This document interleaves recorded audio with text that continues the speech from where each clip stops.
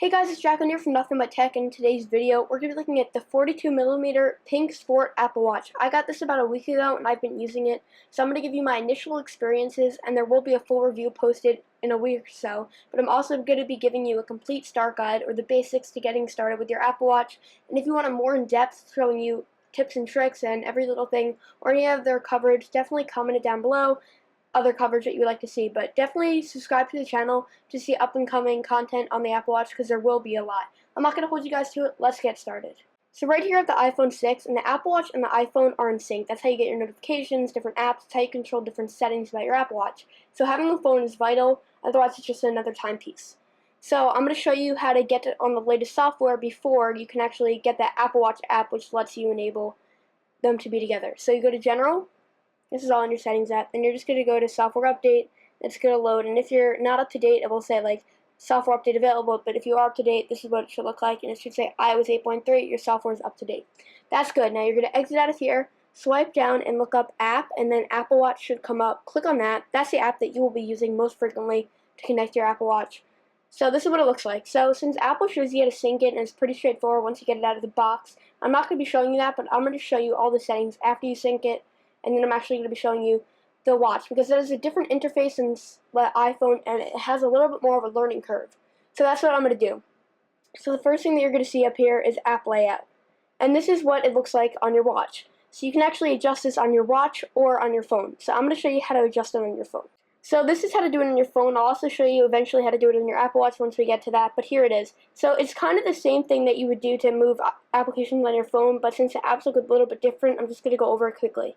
So let's say that I want to move Amazon. I hold down on it, and then I can move it anywhere. So I'm just going to keep it right where it is.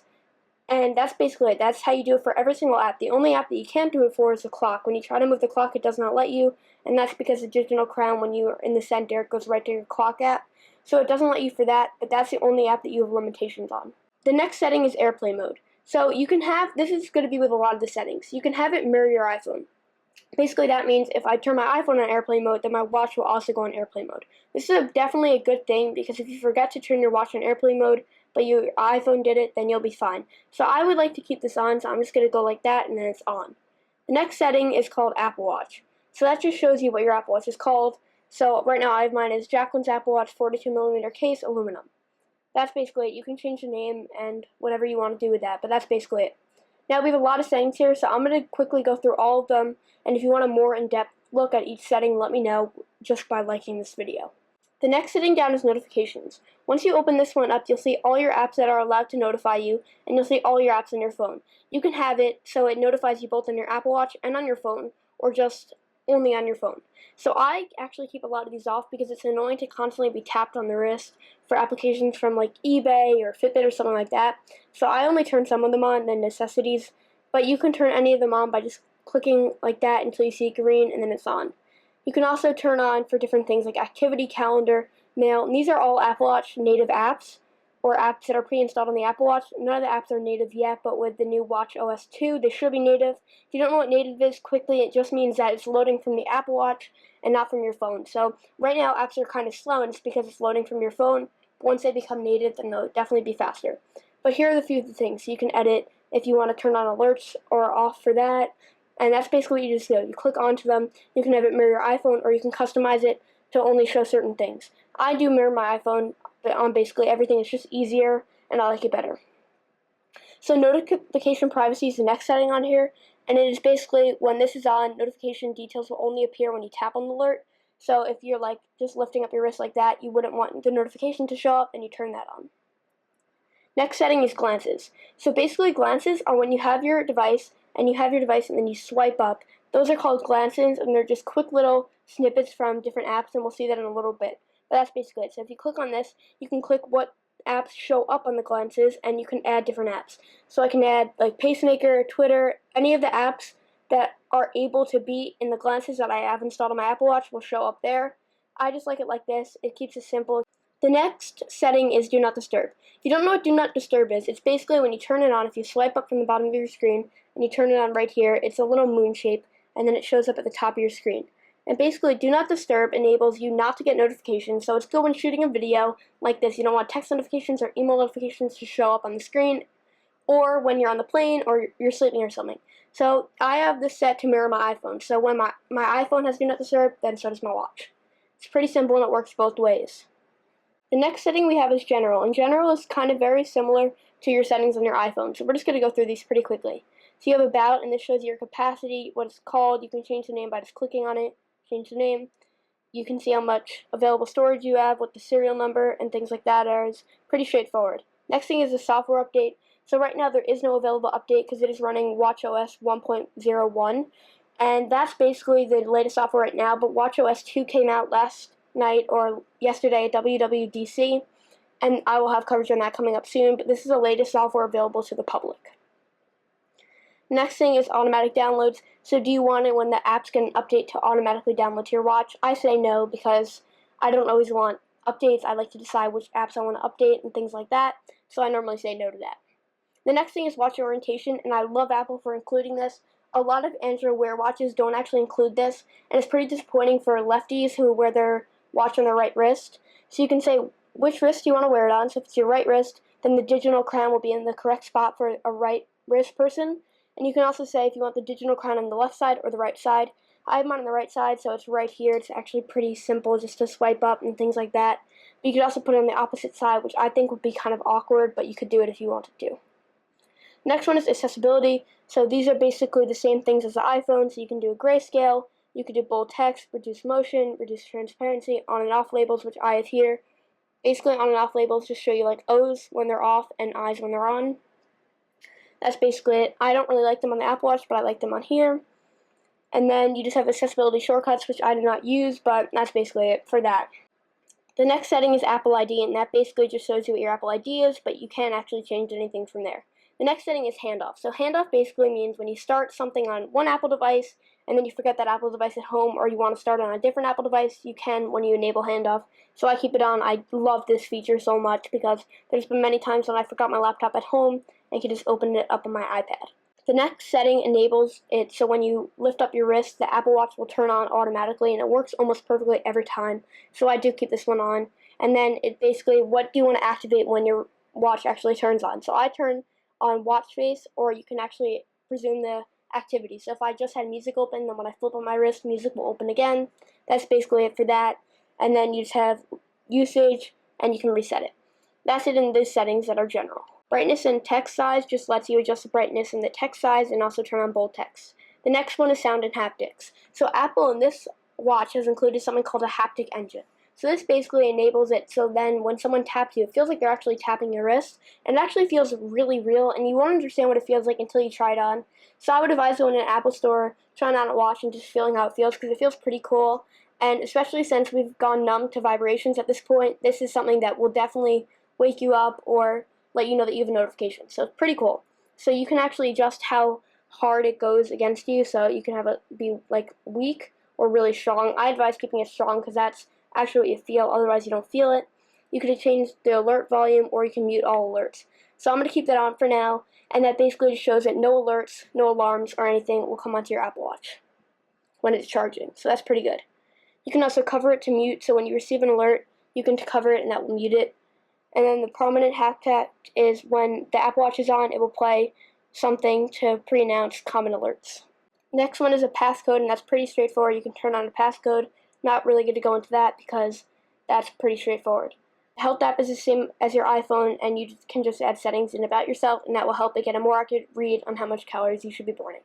Privacy, you can turn on motion and fitness privacy, so then all your settings don't go to Apple. So that's definitely a nice feature if you're worried about your privacy. First setting is activity. So activity is a new app that Apple has implemented into the Apple Watch, and it basically gives you the option of keeping track of your motion, your calories, and things like that. So it's more accurate because it has pedometer right in the watch, so it's kind of like a Fitbit or something like that. You can think of it like that. So we talked about glances before. It's when you swipe up from the bottom of your screen, you'll see little snippets of apps. So do you want to show this in your glances? I say yes. I like to just see it quickly. Do you want to show it in your reminders? I say yes. And then you can have an update every 4 hours, 6 hours, 8 hours, or none. I do 4 hours because I like to see it pretty frequently. You will also want to receive a notification when you complete a goal. So if my goal was to walk 1,000 steps, when I complete it, I'll get a notification that I did. There's different achievements, and you get a weekly summary of how much you've done, what you should improve on, and if you completed your goals or failed your goals. So that's pretty cool, and I definitely love activity, and that will alone kind of tempt me to buy the Apple Watch. But we'll talk more about that at the end of this video. The next app is Calendar, and that basically is just mirror your iPhone, and you want to show it in your glances pretty quick. Then the next one is Clock, and Clock is the main feature of this because it is a watch. So let me just show you all these features pretty quickly. So the first setting is, do you want Army time or 24-hour time? I just keep it non-Army time. Do you want to push like timers and things right from your phone to your Apple Watch? Do you want notifications to show up that you haven't read yet on your home screen? And then just, do you want city abbreviations, and do you want a monogram? You can add one in if you want one, and that's pretty much it for the clock. There's not that many settings, but there is a few on the watch, and there is many different watch faces to pick from. The next is contacts. So do you want it to mirror your iPhone for all contact settings, or do you want to do custom contact settings? The next setting is friends. So friends, if you click the button that looks like the power button on the iPhone, which is actually the friends button, it will bring up circles, and that will be your friends. So you can add friends from here and delete friends. So as you see here, you can just pick a friend to add, and it will bring you right to your contact list. Next, we have the mail, which just is, do you want it to mirror your iPhone, and do you want to include mail from all inboxes or just some inboxes? And how much do you want the preview to be? So do you want it to be 1 line, 2 lines? How many lines? So you can pick up to 1 line or 2 lines, or none. The next app is Maps. So Maps basically, do you want to show it in your glances, and do you want to turn on alerts? I don't like it in my glances, and I don't really care about alerts, so I'll turn both of those off. Scrolling down a little bit, we got messages. So you do want it to mirror your iPhone, or do you want to do custom messages? And do you want to do audio or dictation? So you can say hello, and then have it either come as an audio message or have it type it out for you. Dictation actually works great. Talk more about that at the end of the video. The next app is Maps. So Maps basically, do you want to show it in your glances, and do you want to turn on alerts? I don't like it in my glances, and I don't really care about alerts, so I'll turn both of those off. Scrolling down a little bit, we got messages. So you do want it to mirror your iPhone, or do you want to do custom messages? And do you want to do audio or dictation? So you can say hello, and then have it either come as an audio message or have it type it out for you. Dictation actually works great. Talk more about that at the end of the video. One last thing about the Messages app, you can also have different default replies. So if you don't want to actually say anything, there's different ones like what's up, I'm on my way, okay, sorry, I can't talk right now, can I call you later, thanks. Those are basically the default replies, and you can just click those. Scrolling down a little bit, we got music. So you want to show this in glances. Do you want to sync your playlist from your phone to your Apple Watch?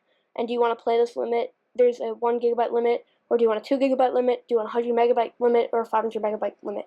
So I don't actually mess around with any of this because I just play over Bluetooth, because I will never actually use my Apple Watch as of right now to go on a jog without my phone. The next one is Passbook and Apple Pay. So do you want it to mirror your iPhone? Do you want a custom? And you can actually add a credit or debit card. The next application is Phone. So do you want the settings to mirror your iPhone, and do you want it to send a sound and a tap on your wrist when you get a call or something? I say yes to both of those, and that's basically Phone.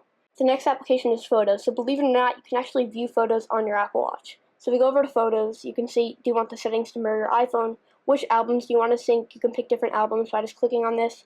You can also say how many photos you want to show up. So you could do up to 75 megabytes, which is 500 photos, or as low as 5 megabytes, which is 25 photos. I keep it on 100 photos, that works for me. The next app is Reminders, and that's just, do you want the settings to mirror your iPhone, or do you want custom settings? The next application is Stock. So if we click on this, you can see that you can have it showing your glances, which I like because I like to keep track of different stocks. You can also have default stocks to mirror your iPhone. You can add different ones. I just keep track of these. You can also show the current price, the point change, the percentage change, and the market cap. I like just to look at the current price, but you can pick any of these that you want by just tapping on them. Weather is the next one up, and do you want to show it in your glances, and what default cities do you want? Basically, that's pretty much it for the weather. And then we have workout, so you can show goals and metric, and then we have power saving mode. You can turn either of those on, whatever you want to do. And you've got the apps that you've actually installed. These are third-party applications, meaning that they're not made by Apple. Well, this one is, but with the exception of that, all of these are made by different companies. So I'm not going to go over these actually, but now let's take a look at the Apple Watch. This has just been a quick overview of the Watch app. Like this if you want to see more in depth than that, but let's actually get to the watch. Before I put on the watch, let me just quickly show you the sensors on the bottom. So this is the aluminum build, by the way, if you were wondering, but here are the two sensors. So right here, these two sensors measure your heart rate.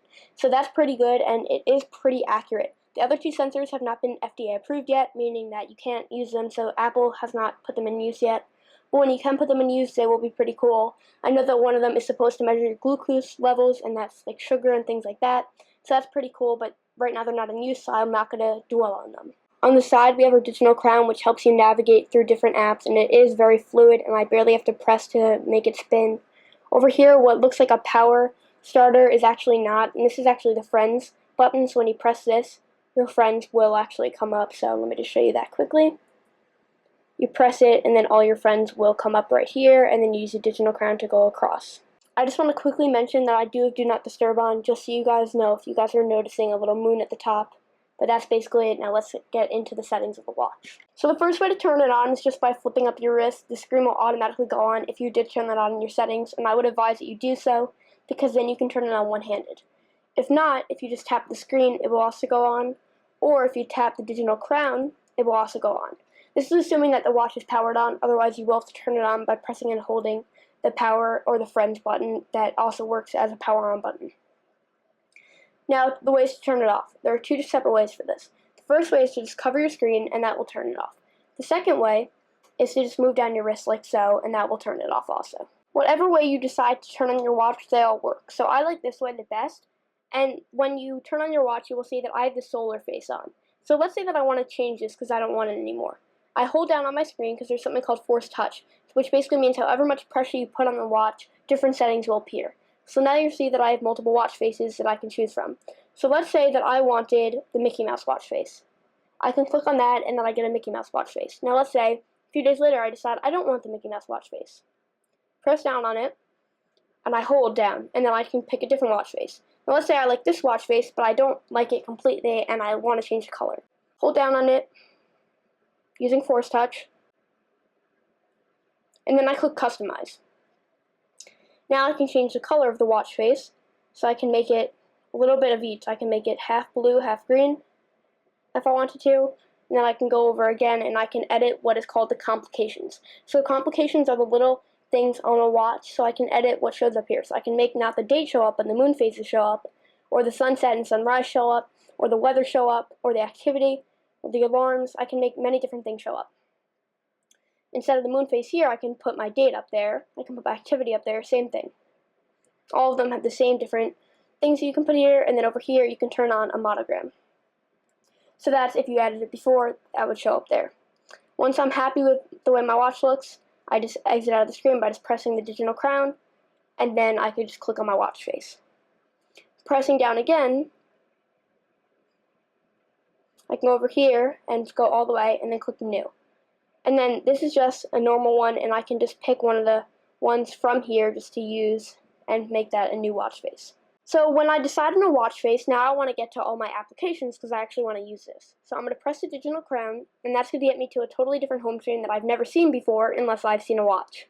So this particular home screen, I like the way it looks, and I definitely like it, but it does take some getting used to. So in the center, we actually have, if we move right to the center of the watch, we actually have our clock. We can move around the watch face, and then we have different things in the center, and that will open up different applications. So let's say that I decide I like the settings. Once I'm in the settings, I can click on different settings, and I can scroll either with my finger, or I can use the digital crown to scroll so that I don't lose any screen real estate. Let's say I'm done with this app now. Click the digital crown, and I get back to my home screen. Different applications are here, and you can move around by just moving your finger, and then you zoom in on different apps to get to the different apps. You can also zoom out really far, but eventually it will go back, but you can get out pretty far, and then eventually it will go back to normal. But that's basically it with the home screen, and it does take some getting used to, but once you do get used to it, it's definitely something that you will enjoy, and you'll kind of want it on your phone, and that's basically it for the home screen. So let's say that I decide I know that my friend Michael has an Apple Watch, and I want to send him a message. So I'm going to click on the Friends button over here, and I'm going to go to his contact. I'm going to click on his contact, and I'm going to click. I have three options. So I have the tap option, which is in the center. I have the normal message option, and I can also call. So I'm going to click on the tap option, and then I can tap him by just tapping the screen, and then he'll feel it. Using his haptic engine, he'll feel a tap on his wrist. Then I can also press down with 2 fingers and start sending my heartbeat, as you can see. And then he'll feel my heartbeat on his wrist. So right now you can see that it's saying that my heartbeat's pretty fast, and I can actually feel it on my wrist. And then by just pressing on the top corner, if I want to pick a different color, I can pick a different color, and I can draw and write different things, and then I can go back, automatically sends, click on it again, and I can send taps. That's basically it, how to send taps. And if I wanted to call him, for example, I would just click the phone button, and it would start calling him, and I could adjust the volume by just clicking the digital crown. It would connect to my phone, and then it would start calling him. All these different apps work similar to the iPhone, so I'm going to actually leave a separate video if you guys want to see it on the apps, but I'll just quickly show you a few of them. So the camera app is definitely my favorite. This basically lets you monitor what your camera is seeing. So if you're shooting a tech video or any kind of video and you have your phone as your camera, this could be very helpful to see if you're getting some good shots. So you can see what your camera's seeing, you can tap to focus on the screen, and you can take good shots. So I can tap to focus and then take a shot. I can set a timer and have it taken in 3 seconds. And that's basically it on the camera. So that's just a few things, and that's basically just my quick little guide to getting started with your Apple Watch. If you want a more in-depth video, like I've said, this whole video, leave a like on this video and comment down below what other coverage you would like to see. But now I'm just going to give you my initial impressions on the watch.